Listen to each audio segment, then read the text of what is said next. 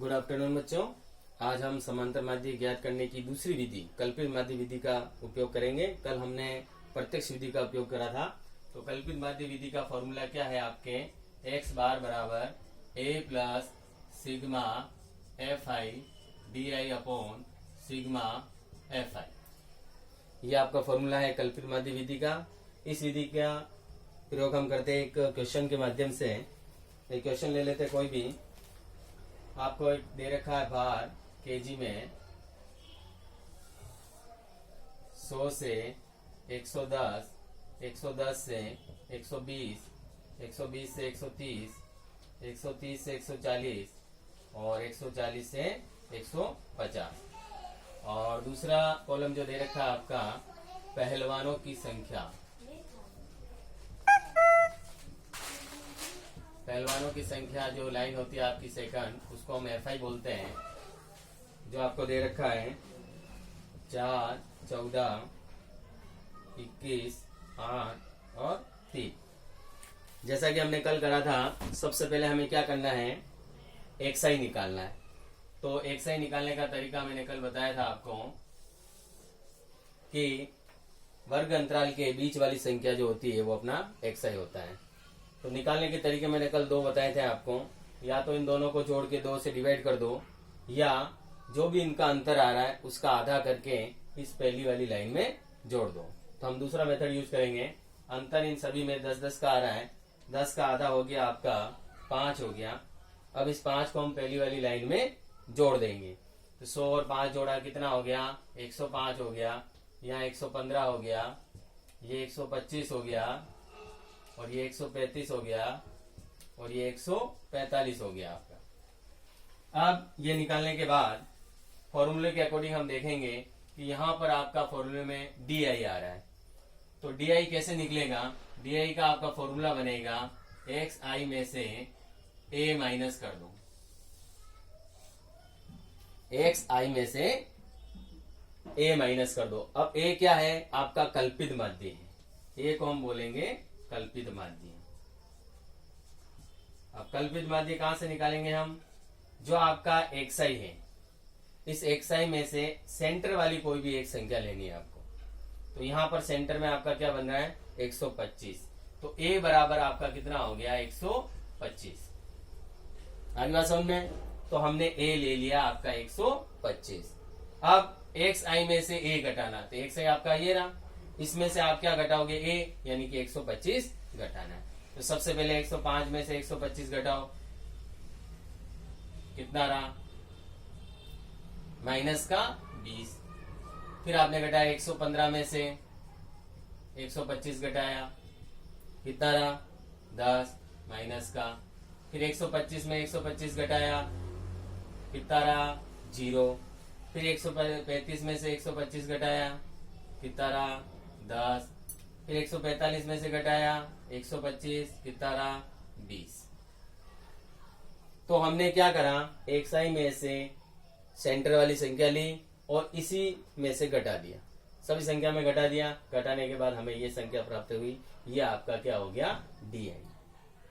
अब फॉर्मूले में क्या हो रहा है, एफ आई और डी आई का गुणा। तो एक कॉलम और बनेगा आपका एफ आई और डी आई का मल्टीप्लाई। तो ये रहा आपका एफ आई और ये रहा आपका डी आई। दोनों का गुणा करो, 4 और 20 का गुणा हो गया माइनस का 80, 14 और 10 का गुणा हो गया माइनस का 140, 21 और 0 का गुणा हो गया 0, 8 और 10 का गुणा हो गया 80, और 3 और 20 का गुणा हो गया 60। 60 गुणा कर दिया। फॉर्मूले के अकॉर्डिंग आपका गुणा हो गया एफ आई और डी आई का। अब आपको क्या करना है, इस फॉर्मूले में एफ आई और डी आई के आगे क्या आ रहा है, सिग्मा, मतलब जोड़ना। एफ आई के आगे भी क्या आ रहा है, सिग्मा, मतलब जोड़ना। तो 2 चीजें हमें जोड़नी पड़ेगी यहाँ पर। एक तो आपका एफ आई, सिग्मा एफ आई जोड़ो आप, और दूसरा आपका ये जुड़ेगा सिग्मा एफ आई और डी आई। इन दोनों को आप ऐड कर दो। तो सबसे पहले इसको ऐड कर दो, 4 और 4 8, और 1 9, 9 और 8 कितना हो गया, 17, 17 और 3 हो गया 20, 20 का 0, 2 हासिल, 2 और 1 3, 3 और 2 5, कितना आ गया ये आपका 50 हो गया। आगे देखिए आप, अब जोड़िए आप सिग्मा एफ आई डी आई। अब यहाँ पर आपको क्या ध्यान रखना, माइनस की भी संख्या है और प्लस की भी संख्या है, तो पहले दोनों को अलग अलग ऐड करके फिर माइनस कर दो। तो इसमें जोड़ दो, कितना बन गया ये आपकी माइनस वाली संख्या, 240 बन गई माइनस की, नहीं कितनी बन गई, 220। कितने आ गए, माइनस के 220। अब इधर जोड़ दीजिए, 8 और 6 कितना हो गया, 14, 140 ये बन गया। तो प्लस की और माइनस की संख्या दोनों को अलग अलग आपने ऐड कर दिया। अब माइनस और एक संख्या है प्लस की, दोनों को आपस में माइनस कर दो, कितना आ रहा, माइनस 220 का है और प्लस का है 140, तो माइनस कर दो, कितना रहा, 80। कितना आ गया, अब देखिए माइनस की बड़ी संख्या तो माइनस का 80 रहेगा, तो यहाँ पर लिखेंगे माइनस का 80। तो जब भी दो प्रकार की संख्या हो जाए, दो माइनस की आ रही, दो प्लस की आ रही, दोनों को अलग अलग जोड़ के माइनस करना है। और चिन्ह किसका आएगा, जो संख्या बड़ी होगी उसका चिन्ह आएगा। बड़ी संख्या 220 है माइनस की, तो माइनस का 80 अपने रह गया। अब इधर से सिग्मा एफ आई भी जोड़ दिया, सिग्मा एफ आई और डी आई भी जोड़ दिया। अब हम इस वैल्यू को फॉर्मूले में रखेंगे। फॉर्मूला लिखिए, एक्स बार बराबर A plus sigma F I D I upon sigma F I. A की जगह मान रखिए, कितना आ जाएगा, 125। Sigma F I D I कितना आया, माइनस का 80 और सिग्मा एफ आई कितना आया, 50। अब इसको सोल्व करना है, पहले चिन्हों को देख लेंगे हम। अब देखिए बाहर प्लस है और अंदर क्या है, माइनस है, तो प्लस और माइनस का गुणा क्या हो गया, माइनस, और एक जीरो से एक जीरो काट दो आप, तो कितना रहा, 8/5। 8 में 5 का भाग लगा दो, एक बार गया, कितना रहा, 3, पॉइंट लगाया, 0 उतारा, 6 बार चला गया। 125 माइनस, ये आ गया आपका 1.6।